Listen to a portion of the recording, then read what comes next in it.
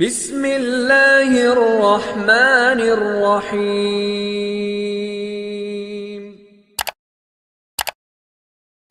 آپ نے جو تجوید کی تعریف پڑھی تھی اصطلاحی کہ ہر حرف کو اس کے مخرج سے نکالنا اور اس کی صفات کا خیال کرنا۔ ابھی ہم الف سے لے کر یا تک کے جو حروف ہیں ان کی ادائیگی کریں گے اور اس کے اندر جو احتیاط کرنی ہوتی ہے وہ ہم کیا احتیاط بھی آپ کو انشاءاللہ بتائیں۔ سب سے پہلے کون سا لفظ آتا ہے جی؟ الف۔ اب اس کو پڑھنے میں لوگ کیا غلطی کرتے ہیں؟ الف الف الف نہیں، الف بولیے ذرا، الف۔ دوسرے نمبر پہ جی با، اور تیسرے نمبر پہ با کی ادائیگی میں غلطی نہیں ہوتی، لوگ ہم اس کو صحیح پڑھتے ہیں، اس کو غلط عام طور کم ہی پڑھا جاتا ہے۔ تا باریک پڑھا جاتا ہے، تا کو کبھی آپ نے موٹا نہیں ہونے دینا۔ تا آگے کیا ہے جی؟ الف با تا ثا۔ ثا میں آپ نے یہ خیال کرنا ہے اس ثا کے اندر سیٹی نہیں ہے، آپ نے سیٹی کو روکنا ہے، بہت نرمی سے ادا ہوگا اور اس میں سیٹی نہیں ہے۔ اب یہ اب ذرا کمال آپ کا دیکھنا ہے جی، آپ سیٹی کیسے روکتے ہیں؟ کوئی آدمی پڑھے اس کو حمزہ زبر تھا ات اور سیٹی کو روکے، بیچ میں ذرا سی بھی سیٹی نہیں آنی چاہیے۔ سیٹی ایک صورت میں ختم ہو سکتی ہے، تھوڑی سی زبان آپ باہر نکالیں گے سیٹی ختم ہو جائے گی، وہ محسوس یہ ہوگا کہ تا کی طرح چلا گیا ہے لیکن اصل میں اس کی سیٹی ختم ہو گئی ہے۔ تو بولیے شاباش، ات ات ات، تھوڑی سی باہر نکالیں گے، پریکٹس آپ کی ہو جائے گی۔ قرآن پاک میں کہاں پہ لفظ آتا ہے جہاں پہ یہ ثا آتا ہے؟ جی کوئی لفظ بتائیں۔ ہاں اتقال، ٹھیک ہے جی، اور بتائیے۔ ہاں ٹھیک ہے، درست ہے بالکل، مثقال، اور جی ہاں وہ بھی ٹھیک ہے، ماشاءاللہ ماشاءاللہ، اور جی۔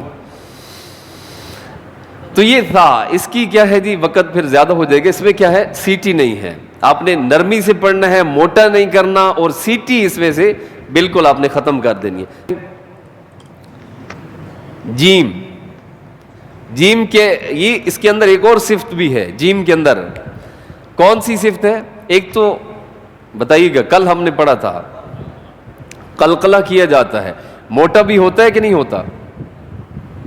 نہیں ہوتا موٹا، آپ نے جیم کو کیا کرنا ہے؟ باریک رکھنا۔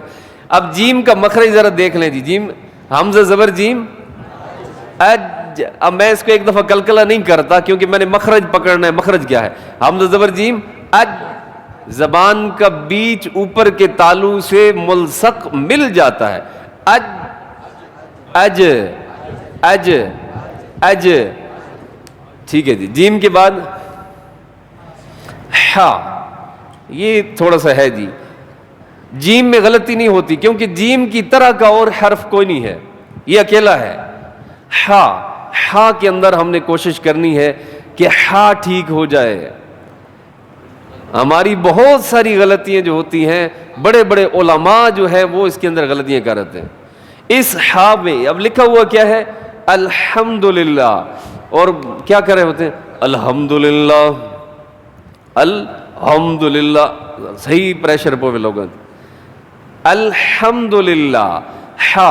اگر آپ نے اس کے ٹھیک نہ کیا تو یہ ایک ہی منٹ کے اندر، سیکنڈ میں اس ہا کے اندر تبدیل ہو جائے گا۔ دونوں کی ادائیگی دیکھیے گا جی،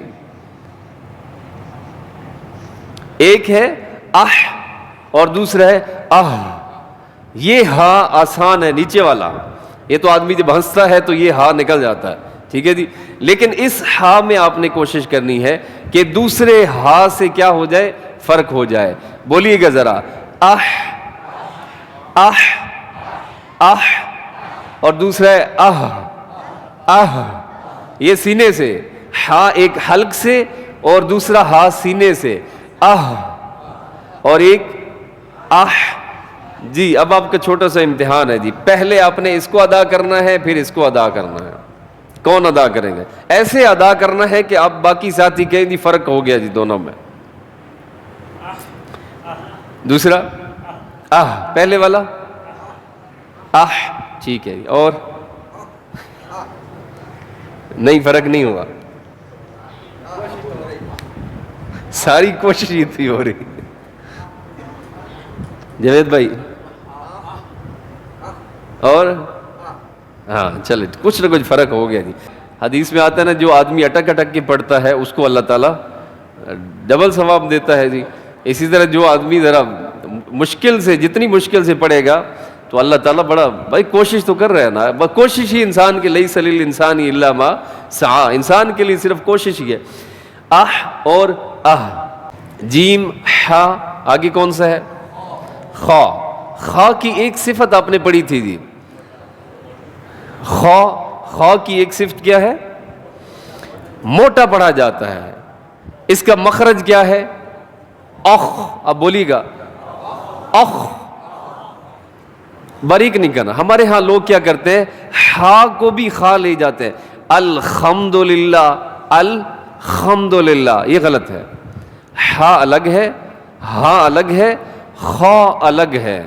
یہ ہوا یہ کہ بہت پہلے قاری صاحب پڑھا رہے تھے, انہیں ہا اور ہا بچوں کو پڑھاتے ہوئے فرق نہیں, نہ بچے نے سمجھ آ رہی ہے نہ قاری صاحب نے سمجھ آ رہی ہے. بھائی یہ کیویں سمجھا ماں ہا بچے نے پڑھتے پڑھتے کہا خا ہا, قاری صاحب نے کہا ٹھیک, یہ کیا کر دیا تو نے, اس ہا سے فرق کر دیا, اس سے فرق ہو گیا لیکن تو نے یہاں پہ کیا کر دیا خا کے ساتھ ملا دیا.